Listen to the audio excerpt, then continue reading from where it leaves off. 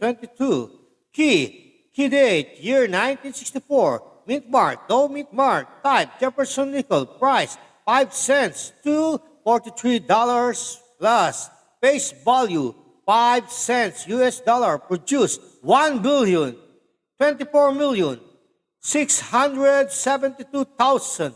Edge, smooth. How much is a 1964 nickel worth? This section is more of layman's guide for those new to collecting.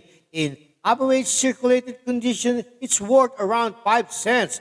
One in certified mint state condition could bring as much as $43 at auction. This price does not reference any standard coin grading scales, so when we say average circulated, we mean in a similar condition to other coins circulated in 1964, and mint state, meaning it is certified MS Plus by one of the top coin grading companies.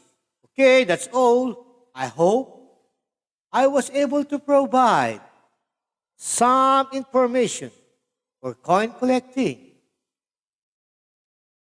Bye for now.